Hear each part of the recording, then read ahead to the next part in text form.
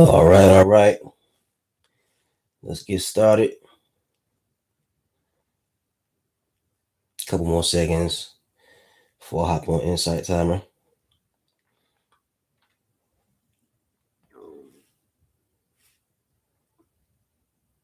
Here we go.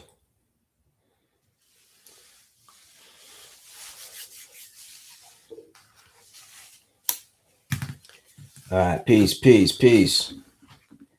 Come on in, come on in. Let's see who's gonna hop in the live with us. Let's see who's here today. You know how we do. We usually start around the 7-minute mark, give everybody a little bit of time to hop in.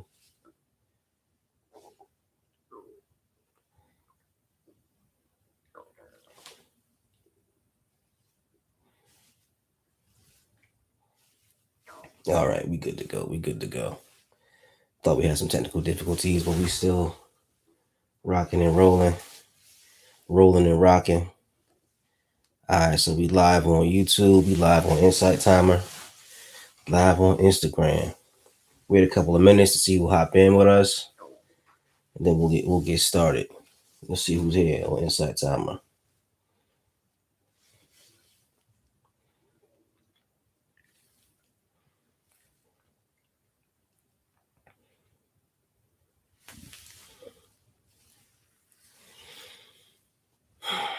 Yeah, this one tonight is gonna be a good one because this is about something that's really important to me, which is music. We're gonna be discussing the power of music, the power of expanding the mind through music, the neurological and biological effects of music on the human body, the effects of music on consciousness, the effects of music on the soul. You know, I did some research, but I don't want to go too much into the research part of it because I wanted to leave room for the spirit. I wanted to leave room for the ancestral energy to fill me. I didn't want to have too much. You know, a lot of what we know, we intuit. Cells start speaking and vibrating. Spiritual energy start rising up. You know, like Nas had a line in the song where he said, "Be on the walls of intelligence, life is defined." And that's how I like to go about these live streams. I like to get as much knowledge as I can, but then understand that knowledge is just the beginning. There's certain parts of the spiritual experience that go beyond will be considered to be scientific knowledge. You only know so much. Justin, peace, peace. What's going on? How you doing? Where you at?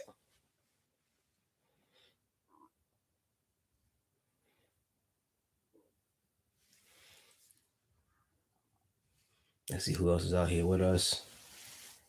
Stephanie, peace. How you doing? All right, pile on in. We're gonna wait till the 7-minute mark before we begin. See who hop in the live stream with us. Should be fun. Let me put my headphones on.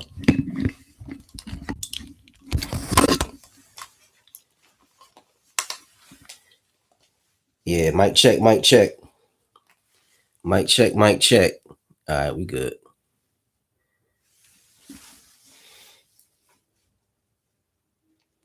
Justin, it's not loading. What's the problem? I got a good signal. Stephanie, can you see me and hear me?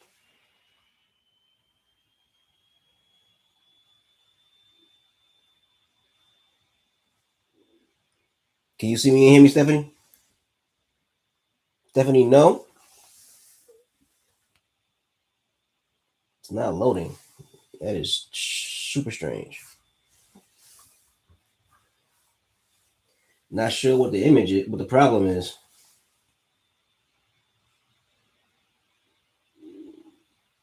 I'm getting a good signal on my end. What's it doing?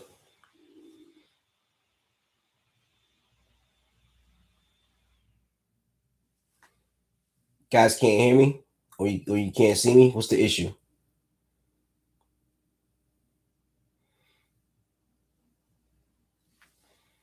All right, give me 1 second. I'm gonna jump out and jump back in.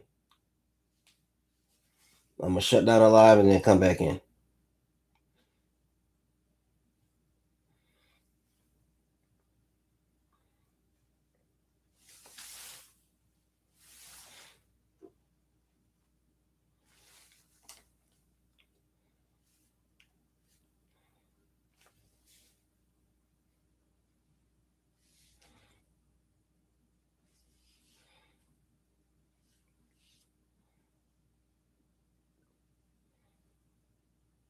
Mic check. Mic check. Mic check.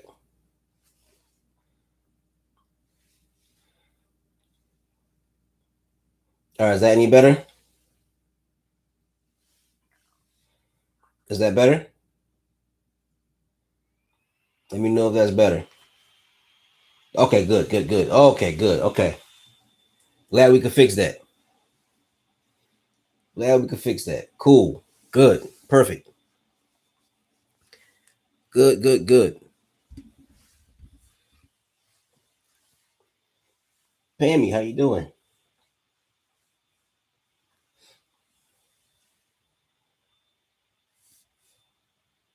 We got like a, or we had a tornado watch. You doing good, doing great. Glad to hear that. Stephanie, hello. We had a tornado watch earlier tonight. It was crazy, but nothing happened though. Thank God. How am I doing? I'm doing good. How's everybody doing?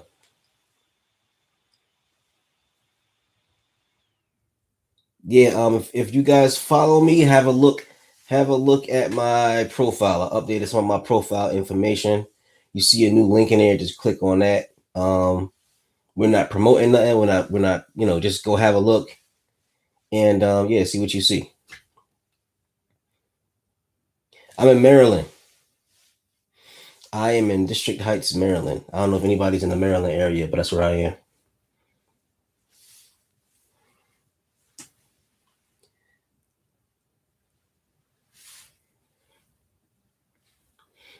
What's the weather like in Portland? Is it crazy hot over there?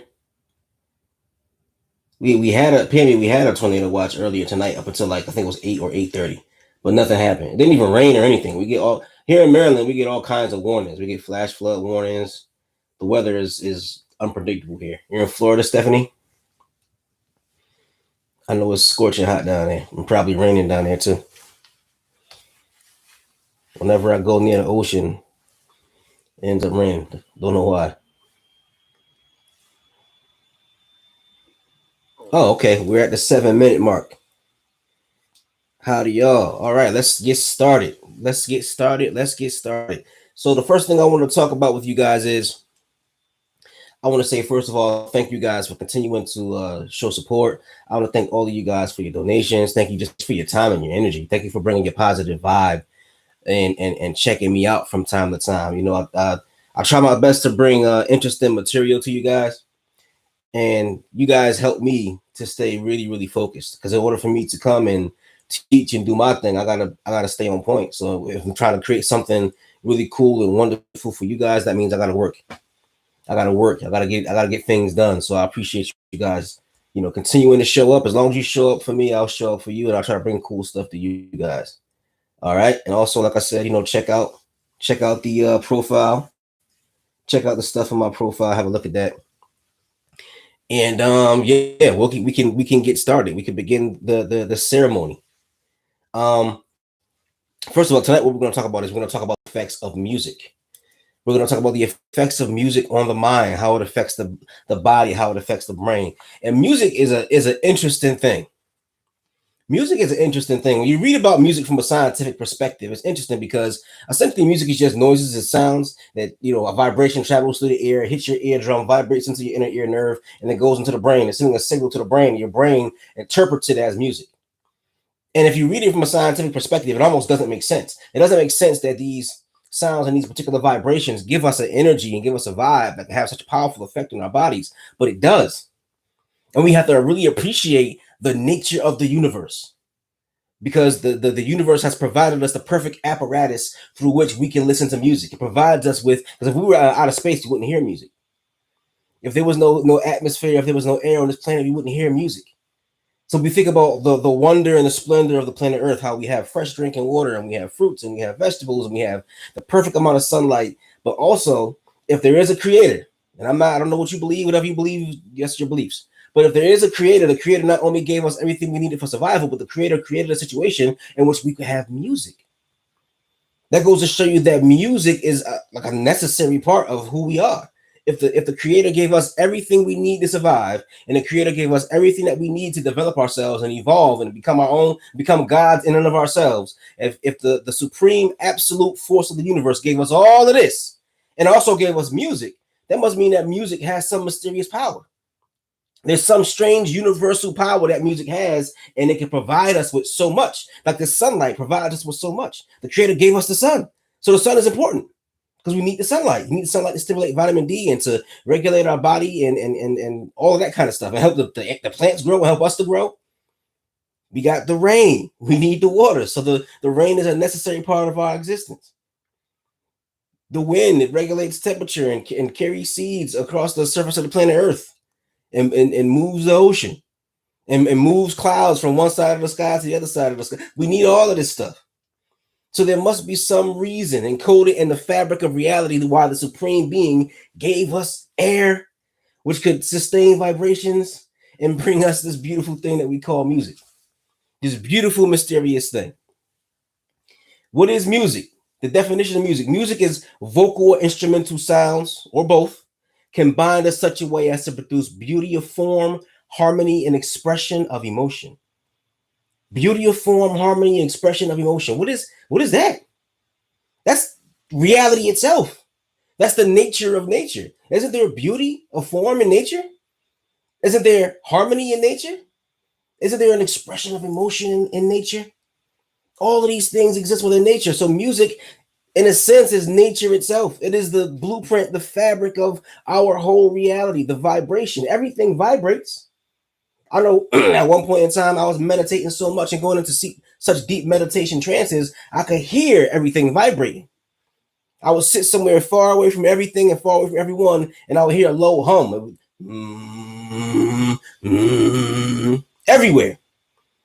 Because you can hear the vibration of the world, the vibration of the sphere, the vibration of everything.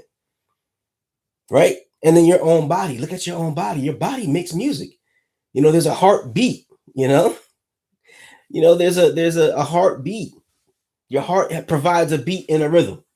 And if something's wrong with your heartbeat, if it's beating in a way that's weird or not natural, what do they call that? Arrhythmia. You don't have the rhythm necessary to survive. You got to move in a certain flow, move in a certain way. When you get arrhythmia, that means the music your body is making ain't right. You have an eardrum, right? Your body is an instrument. It makes music. And not only that, but just think back to sometimes where your reality looks really, really bleak. What do? We all use music as medicine. There are certain musical artists that I really, really love because their music actually helped me when I was going through dark times of depression. Andre 3000 from Outkast. I used to listen to him all the time because I remember when I had like my first panic attack, or one of my first panic attacks. I didn't even know what was happening to me. I think I was about 24 years old. It was right after the Love Below album, Speakerboxxx Love Below album came out. And I remember I was sitting there, I'm fidgeting around, I'm anxious, I don't know what's going on. And I played his song Love Hater, which is a real smooth song with a piano. And I'm sitting there listening to it and it helped me to relax and calm down. I reached out for music. I didn't reach out for a pill. I didn't reach out for medication. I didn't reach out for liquor or alcohol. I just reached out for some music. And that really helped me to calm down. Right? Music is extremely powerful. As a matter of fact, and I'm not even looking at my notes right now, I'm just kind of flowing because I'm so excited about this. Somebody in my family, I'm not going to say who it is, but the person is very private, but they have a mental illness. They were diagnosed with a schizoaffective disorder. And for a long time, the person was taking medication. The medication had them kind of like zoned out like a zombie. And the combination of the deterioration of the mind and the over medication made it so the person wasn't even able to contemplate or communicate. It was startling because when the person was younger, they could communicate so well and they were so funny and so charismatic. But me and that individual, we share something in common. We're both big hip hop fans and we're both big fans of Wu-Tang. We listen to a lot of the same music.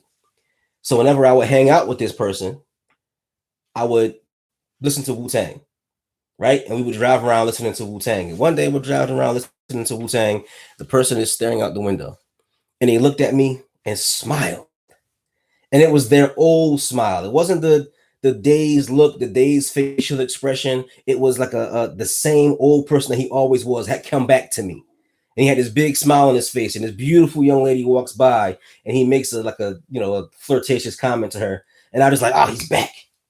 He's back. As soon as he made that comment and I seen that smirk on his face, I'm like, he's back. And it was the music. The medication wasn't bringing him back to his normal state of mind. It was Wu-Tang Clan. Wu-Tang Clan brought him back to his normal state of mind. And listening to Nas brought him back to his normal state of mind. So whenever Wu-Tang or Nas drop an album, it means a lot to me because I'll just share that moment with this individual so I can see who they used to be. I can see that person they used to be and hear those same jokes and have him see his movements because he was a person who had a lot of gesticulation and was always moving, always talking, moving his hands and waving when he cracked jokes. So seeing him come back through the music was a beautiful, beautiful thing to me. And even my own children, they have this thing called the Mozart effect, right? And the Mozart effect is when you play Mozart music for young kids. Well, I didn't play Mozart for my son, Divine, my oldest son, Divine. When he was first born, I would play him Wu-Tang because I got his name from a Wu-Tang song. There's a line in a song called Run by Capadonna from Wu-Tang, and he says, "That's not me.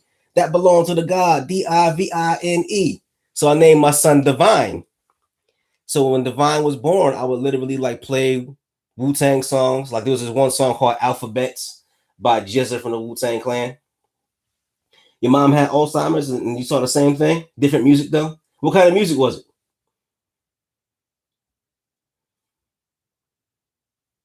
You remember what kind of music it was, D? Well, like I was saying, so I would play my son Divine.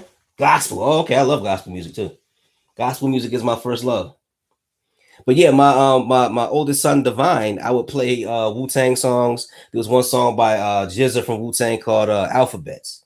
Allah be a born, see divine equality, father, and after that it's the God.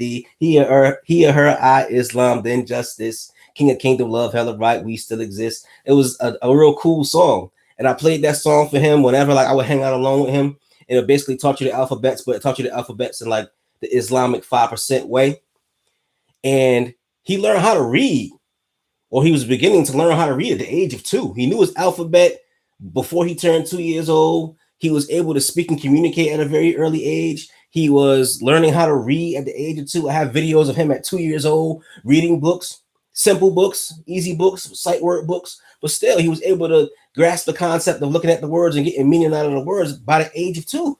Very early age for that kind of skill development. And I really honestly believe that it was, his natural intelligence, of course, but I also think that Wu-Tang had a big hand in that. I call it the RZA effect. RZA is the leader of the Wu-Tang Clan. He's the abbot. He's the main producer and the organizer of the group. And I really believe in the RZA effect. I saw it with my own eyes. With my own eyes, I saw the RZA effect. So music can help you develop your mind, help you to learn more. And music is also something that can help with Alzheimer's. It can help with memory loss, and music actually has the ability to physically heal you as well. We'll get into that a little bit. But music in ancient culture was a tool to connect with the gods. Music was seen as something that was so divine and so amazing, something that was so extraordinary that it brought peace and love into people's lives. And so we honestly believe, the ancient people actually believed that within the music, there was the capacity to connect with the gods and that the gods actually lived within the vibration of the music. That's why you'll notice that whenever there is a ritual, music is involved. Some kind of singing, some kind of instrumentation. There's something there. Even to this very day, when people go to church, what do they have? They have choirs. Nobody just goes to church and sits around in church because there's something divine in that music that we need. There's something in that music that there's a mystery in that music, and God is hiding within it, right?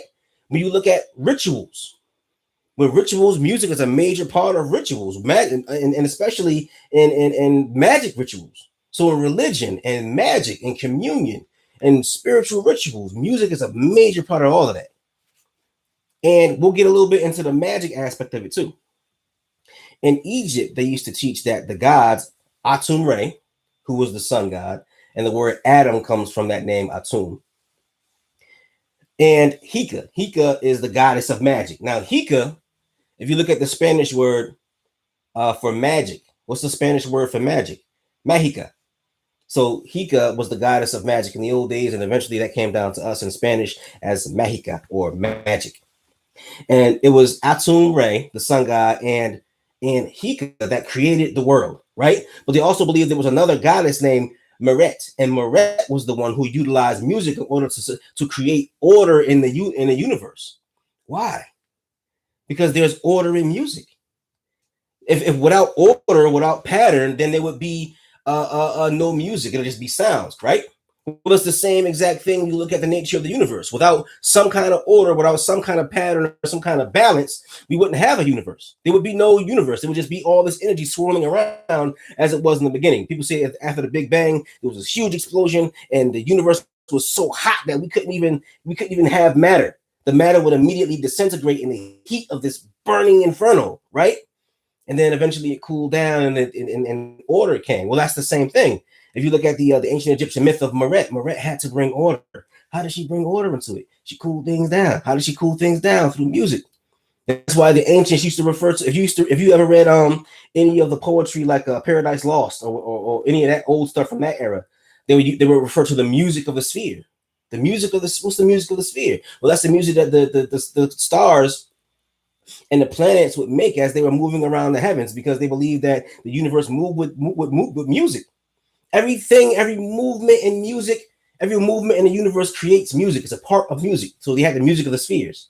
And I went through a phase where I actually listened to that. I would meditate and listen to the music of the spheres. If you go to YouTube, you can go and find recordings from NASA of the sounds of the planets moving around. And somehow the ancients knew about this before there was any technology sensitive enough that could pick up on those sounds. They knew about the music of the spheres because everybody could intuit that somehow, some way, music is a part of the fabric of our reality. Right? In India, they believe in the sound of Om, which is the sound that I told you guys earlier that I could hear. I could hear the vibration, and it sounded like that. Om. Right? That sound, that vibration of reality itself. They say that Om is the sound that created the universe, right? And that the sound is referred to as Shabda Brahman, or Brahman as sound. Brahman is the creator god of Indian theology, but also Brahman is reality itself. Brahman is the raw essence, the raw personification of the immensity of the universe and the all, the absolute reality. He's everything. Everything in reality is made from his essence, and it is his essence. So he is reality itself. So the reality itself, when you put it in the form of sound, is Om. And all of reality vibrates to that sound of Om. And music is magic. Now, I'm reading the book. Where is it? Here it goes. I'm reading this book. Interesting book. It's called the Lafafa Sadek, or the English translation is the Bandlet of Righteousness. It is unfortunately referred to as a Ethiopian Book of the Dead. I hate that term Book of the Dead, because the term Book of the Dead is something that people from the Western world use to describe funerary texts from the Eastern world. So they call it the Tibetan Book of the Dead, which I hate that term, because the real title was the Bardo Toto. They believe that that life has stages and transitions from one state of reality to the next. So the term Bardo means like transition. So the Bardo Toto was actually the Book of Transitions, but they call it the Book of the Dead. The Egyptian Book of the Dead, which I believe is called the Per Heru, which is the Book of Coming Forth by Day, the title has nothing to do with death at all. It's actually about emerging out of the darkness of death and going into the afterlife.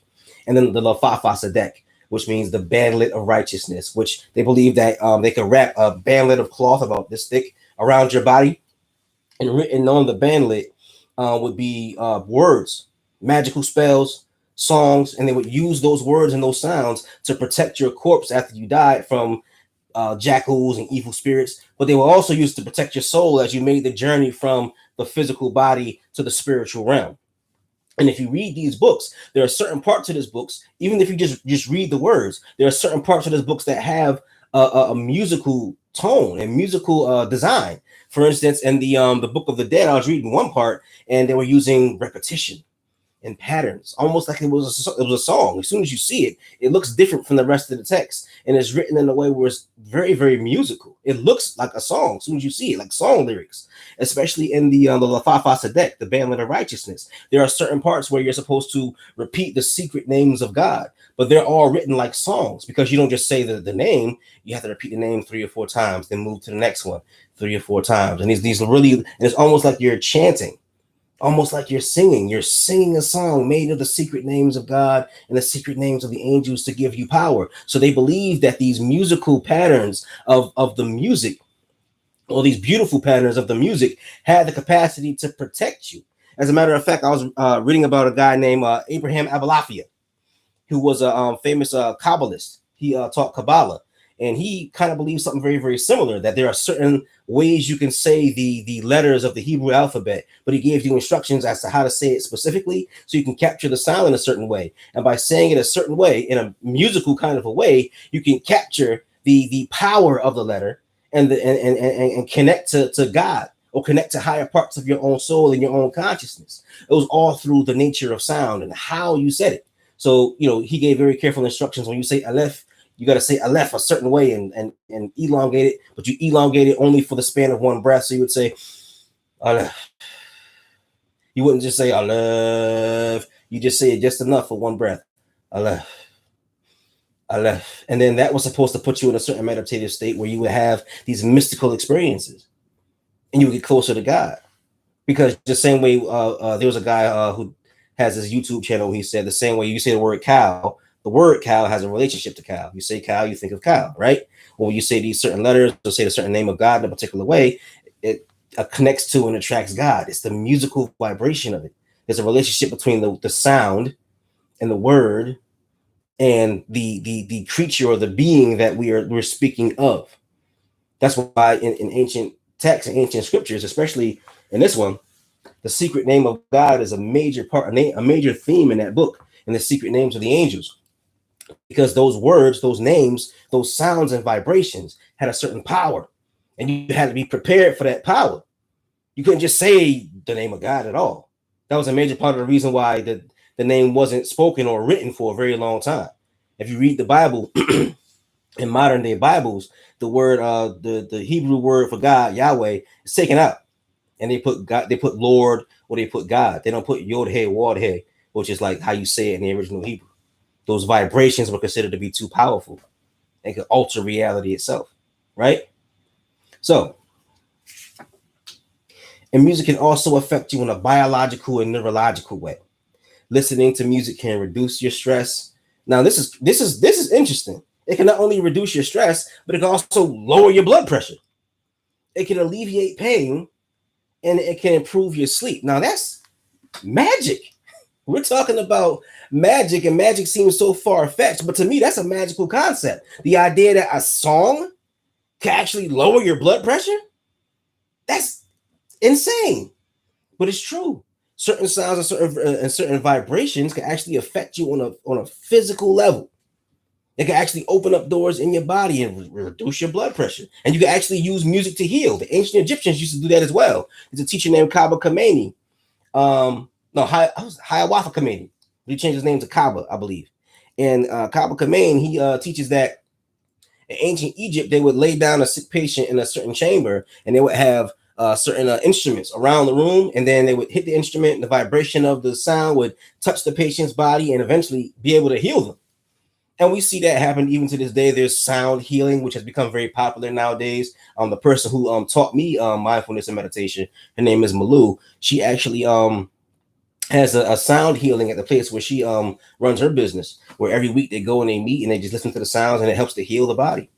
And we all know that on an instinctive level. How many of you have been stressed out, depressed? You've been going through a really tough time in your life. And what do? You put on music, right? If you're with somebody who you care about, you're trying to set the mood. What do? You put on music. If you're having a great day, you want to take it up to the next level. What do? Listen to music. You go to a club or a bar, you listen to music. The vibration and the sound of the music is going to change the entire vibe of the evening. And how does it change the vibe of the evening? Because it changes the function of the body. It changes how the blood flows. It changes how your mind works. It changes how you think. That's why in meditation, music can be extraordinarily powerful. I've meditated with all kinds of music throughout my spiritual journey. And I remember I've reached certain levels of consciousness that were very far out there listening to music. I was listening to, there's an artist, not an artist, but there's a being called Ishu. I don't know if anybody here knows anything about Ifa, but if you know anything about Ifa, Ifa has these beings called Orishas. Unfortunately, in English, the term Orisha gets translated as God, but Orisha doesn't really mean God. If you know anybody who studies this stuff, the term Orisha kind of means like kind of means like an ancestral spirit. So Ishu is one of the ancestral spirits, one of the primal forces of the universe, and he's known as a messenger of the gods, a trickster of the gods. And I remember when I was going studying Ifa a little bit, I was going through the different orishas trying to find which one I connected with. And Osain is an orisha who is a healer. So I'm listening to his music and I'm meditating, but I couldn't quite get into that zone. And then there's Shango. Shango was the god of thunder. He's like really virile and masculine. So I'm like, yeah, let me listen to Shango. So I'm listening to Shango's music and I'm trying to meditate and get in the zone. And I couldn't quite get into that zone. And then I put on music for Ishu. And I'm sitting there meditating, listening to Ishu's music. And my brain just whoosh. They say Ishu is the messenger of the gods. I see why. He opened up my brain and whoosh, took me somewhere else, and I got to see reality in an entirely different way in this deep meditative trance. As I'm crying and everything. It was an amazing experience, but it was the music that was the key to unlocking that door. Same thing with my experiences with listening to music for Krishna when I was studying Indian theology. I was meditating, listening to a song about the god Krishna, and I remember I'm listening to the song, laying in the bed, and there's a window over here. Sunlight's coming through the window. And I'm just chilling, meditating, listening to the music. And all of a sudden I see something moving over me. I can't fully see it, but something is spinning around and around over me as I'm listening to the music. And I realize that I'm listening to a song about Krishna, and it's Krishna floating over me, right? And there's sunlight coming in through the window. Krishna grabs a beam of sunlight, right? And stabs me in the forehead with it. And my whole body starts shaking. And I had this really incredible meditation experience. But it was the music that unlocked the power of the being. And if you don't believe in all this spiritual stuff, Ishu, you don't believe in Krishna, that's cool too. But understand it's the music. You want to look at it in a bare bones scientific way, there you have it. It's the music that unlocked the potential of the mind. So understand the power of music to help you to transcend to higher levels of consciousness. We use it to manipulate the physical reality of the body already. So let's take that to a higher level. Let's say you listen to music while you meditate, not just the sound of the waves, but find a really powerful, passionate form of music that you rock with that really unlocks you. So you can take yourself on a higher journey, go even further with the music, because you could literally do things that seem almost supernatural and deep meditation trances using music. And in the ancient times, for the rituals and ceremonies they had, people would go into very deep meditation trances. How? Just with the drum. They would use the drum, boom, boom, boom, boom, and the vibration of the drum, the movement of the people, everybody coming together in this ceremony, in this ritual, and eventually people will reach higher states of consciousness and be able to do things that seem impossible. You know, you would see individuals perform, they would jump 10 feet straight up in the air. People would get stabbed and they wouldn't bleed. There's a famous movie about it called the Bali trance dance, about individuals who would go into a trance while they would perform these rituals and they would get stabbed and not bleed. The music had unlocked something in the consciousness that made it so that they can transcend the weakness of the body. That's why when you work out, what do? You listen to music. So on an unconscious level, we all know that the music is changing something within us physically, biologically, neurologically, neurochemically. The music is doing something to us. That's magic. Don't ever think that, don't ever let these muggles tell you that magic is not real. When you can listen to music and literally change your neurochemistry just by the vibration of the sounds, that's amazing. That's magical. The magic is in the music. The God is in the music. And your body is a musical instrument. That's why you have an eardrum and a heartbeat. Right? And when you're a hip hop artist, you know, what do they call it when the words are coming out of you? When you got a real good rhythm and a real good melody, they call that a flow. And you got a blood flow, right? So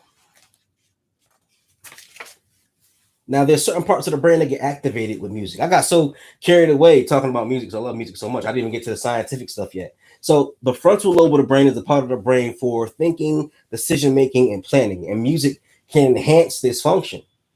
That's why they tell you, like, listening to music can actually help you to stay young and it helps sharpen your memory, right? The temporal lobe spans the left and the right part of the brain. And the left part of the brain is for language. The right part of the brain is for sound. That's why they say music can speak to you, because music is a language in and of itself, and both parts of the brain get activated in the temporal lobe just by the sound of the music, right? There's a part called the Broca's area, which is the place in your brain that produces speech, and we can become better communicators by becoming bigger music fans. You'll notice individuals who are really engrossed in music, they're like really good with words. Individuals who I've met in my life who listen to one kind of music, they typically talk in a certain way. They're not really complicated in their communication.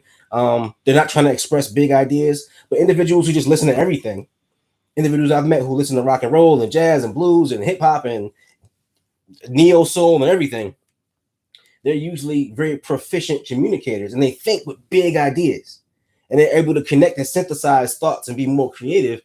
They're exposing themselves to more stimulation for that part of the brain, the Broca's area of the brain. Then there's Warnick's area, where is the part of the brain that is used to analyze and enjoy music, right? And also the occipital lobe, which is the part of the brain for visualization. That's why meditation becomes so powerful with music. When you meditate, the certain parts of your brain start to shut down, and other parts become active. And what happens is, as you meditate, you get more dopamine pumped into your brain, and that dopamine actually enhances your visualization. Add music to that, the occipital part of the brain kicks into overdrive, and that's why sometimes when you meditate, you'll see things. You're tapping into a different part of the brain, and I believe that part of the brain being activated at that level becomes a portal for the being, the external power, the external consciousness, the absolute, because that part of the brain is getting activated to the point where more can come in now. There's another part of the brain called the nucleus accumbens, which seeks pleasure, and it releases, like I said, it releases dopamine. That part of the brain is stimulated in meditation as well. So as you meditate, your brain is pumping out all this dopamine because it's so rewarding, but at the same time, the dopamine is helping you to visualize things on a more powerful level. You're visualizing things on a more powerful level. Your brain is opening up. The occipital lobe is getting highly activated, so you can visualize this. And that's when you read. Let me calm down. Let me calm down. I'm getting too amped up. When you read the Bible, right, and the Quran, and the Bhagavad Gita, and every other text ever written, what happens? What happens when you're reading about these prophets? These prophets are seeing things because the visualization part of the brain is getting so highly stimulated. Now they can see the unseen, and they can see in the future. This is the science of it. This is how it happens and it takes place. There's a scene in the Bhagavad Gita where Krishna is trying to explain to Arjuna that he must fight, and Arjuna is like, "No, I don't want to fight.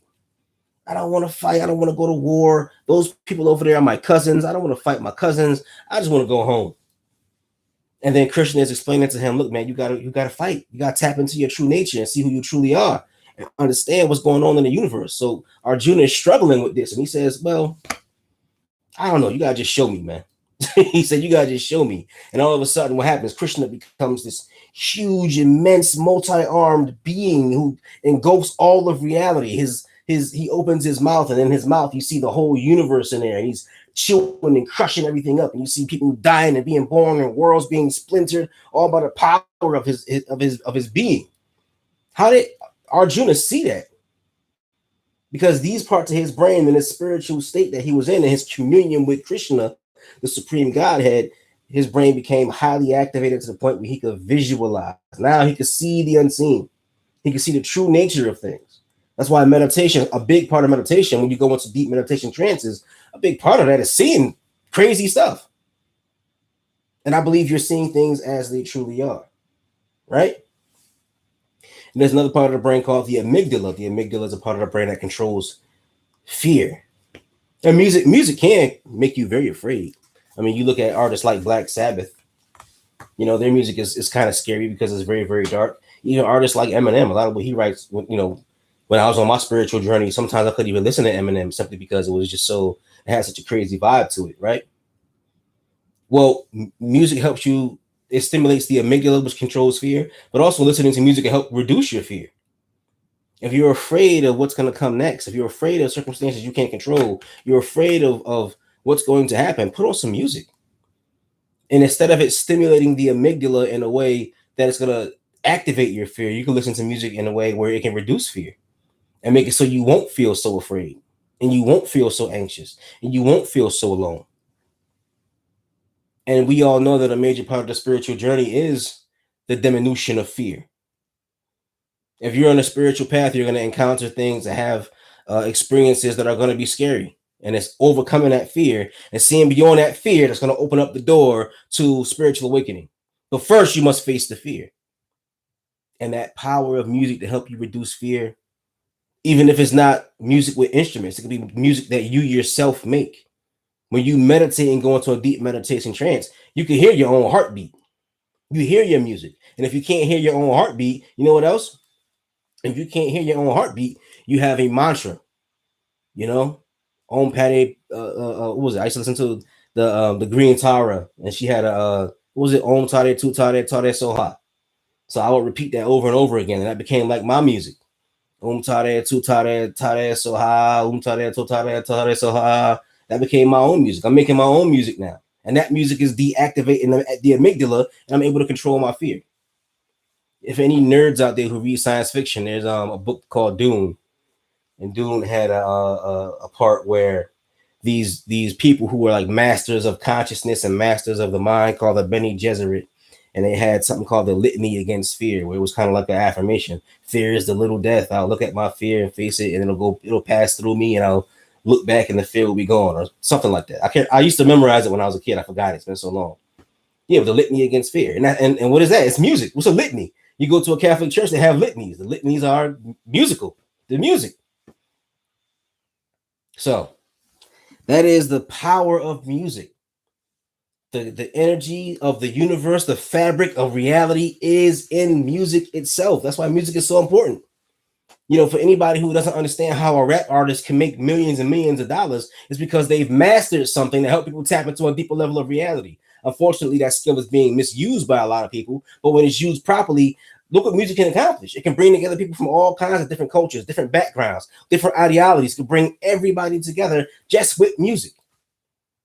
You can heal the sick. You can raise the Christ is in the music. You can call forth gods. That's why they would have rain dances. You know what I'm saying? They would play the drum and people would dance to make it rain, because you could alter the very fabric of nature itself just with music. And in some cultures, music is, rain dance, the sun dance, exactly. And in some cultures, the term dance and music, they kind of like are the same. Ancient Egyptian hieroglyphics, the symbol for music and the symbol for dance are the same. Ritualistic communion. That's right, Holly. So understand, when you listen to your music, understand the power of it. And that's why it's important to not listen to music that's toxic and misogynistic and anti-male and anti-morality. That stuff it literally has an effect. And for years, record labels used to always have these debates where they would say, oh, it's just music. Go buy my album, it's just music. And then you would have some individuals who would say, oh, wait a second, this music is harmful to the community. And some people would hop up and say, oh, well, the music isn't going to change anything. It's just music. It's just there for you to enjoy. So let me leave you with this little piece. There's a rap group that came out in the 90s called NWA, and they would make what they call gangster rap. Now, at that time, there was no gangster rap, and there weren't a whole lot of gangs over in California, right? They were being in a gang was an elite thing. It was a special thing. And then after gangster rap, everybody started joining gangs in California. After the creation of gangster rap, gang activity just skyrocketed. It went through the roof. Everybody started joining that. 432 hertz. A lot of you just don't vibe. Yeah, you're right. Yeah, I definitely feel you, Holly. Exactly. That frequency has an effect on the brain and on the mind, and it's gonna go right to your unconscious. Now, there's another way you could use music to uplift and empower yourself. There's a famous paper called the the Stargate paper. Has anybody heard about that? There was a big thing in the news where there was a article written by the CIA called the Stargate paper, and it was talking about astral projection, meditation, enlightenment, but it was done by the CIA. So it was all scientific, and they lost page 25. So this article, I forgot how many pages it is, researched by the CIA and the FBI, Page 25 was lost for like 30 years, 40 years. And then they recently found it, I think like 2 years ago. And they were talking about how certain sounds and certain vibrations can actually help you to just escape your body. The vibration, the frequency, the vibration of your meditation could extend your brain waves, right? To the point where you'll actually be able to tap into higher levels of reality. And they figured out ways you could do that through music. And if you ever want to research it, the Monroe Institute, the guy who wrote it, his last name was Monroe. One of the co-writers was a guy named Monroe. He has a thing called the Monroe Institute where they do this kind of research about sounds and how sounds can open up doors to enlightenment. It's very interesting stuff. And I've listened to some of the music. And if you listen to some of the music, your body will just immediately get very, very calm. They figured out ways to use these vibrations to really alter how your brain works. If you listen to certain meditation tracks, they have binaural beats, which means they figured out a frequency that can go right into your ear and alter your brain patterns. It's interesting. The power of music is amazing. Music heals. You're right. Yeah. Sound vibration is the future of healing. But the funny thing about it is, it's the future of healing, but it's the past of healing too. The ancients knew this. Just that in this part of the world, they don't use it as much. All right. So, yeah, that was fun. That was fun. And, I wanted to give you guys a little bit more because I actually went and bought a book that deals with this particular subject. But the book it never arrived. I bought it off Amazon and never showed up. So I had to do a whole bunch of research on the computer, which sometimes is not as in depth as I like. But I think this was a fun little conversation between us. Yeah, Camaria, you're right. Colonization ruined a whole lot, and a lot of that information became occulted. It became hidden once the colonizers came. They found the information and just kept it amongst themselves. It wasn't there for the people anymore, unfortunately. But that's okay because the people now have the tool of the internet. We can dig and find all kinds of stuff. You'll be surprised at what we can get our hands on. You'll be very surprised at what we can learn on our own. But yeah, we are almost at the 50-minute mark. Before I go, anybody have any questions, any suggestions for anything you guys want me to talk about for the next one? I think on the next one, after I'm done reading the Lafafa Sadek, I might discuss that. I've been thinking about doing that. Or I might just discuss all the books of the dead. I might just talk about all of them. I might do that next week. But anybody got any questions, anything you want to talk about before I hit the hay? Here it's almost midnight. I got to get up in like 5 hours to work out.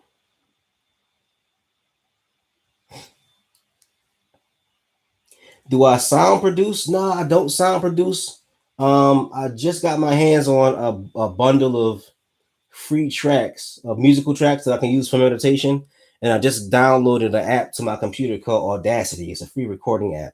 And I've been trying to figure it out. I just did a guided meditation on it, but I got to redo it because the mic was peaking and I don't know nothing about technology.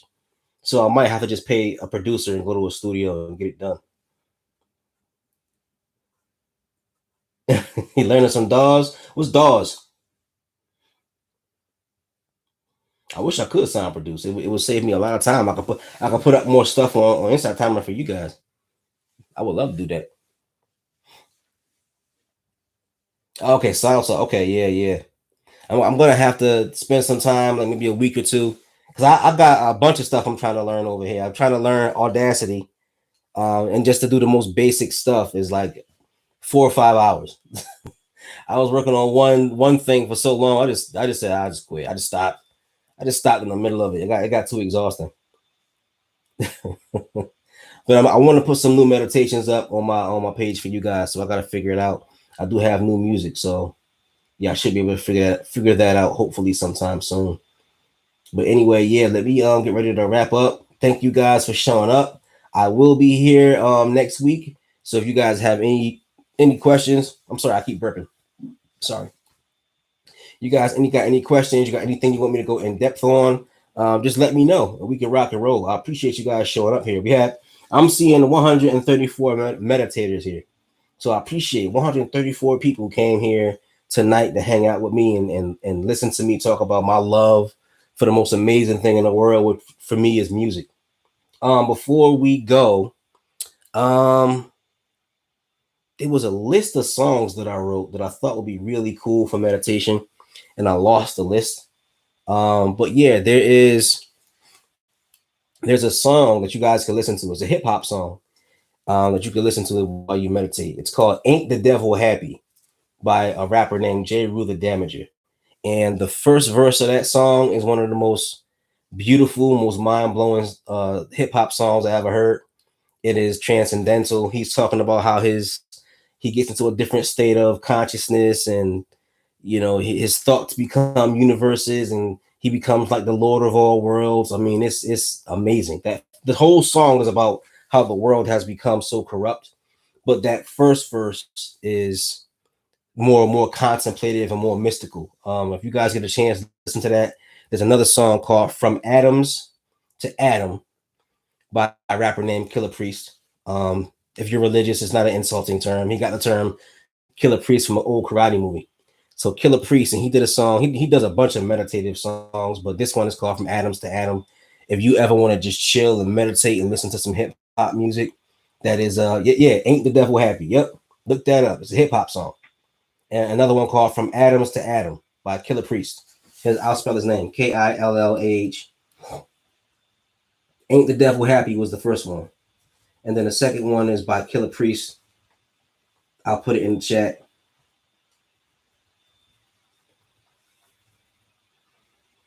And it's called "From Atoms to Adam."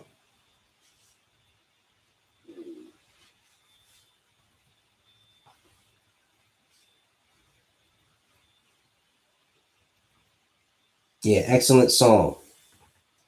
Listen to that, chill. You can find these songs on YouTube too. YouTube is my go-to.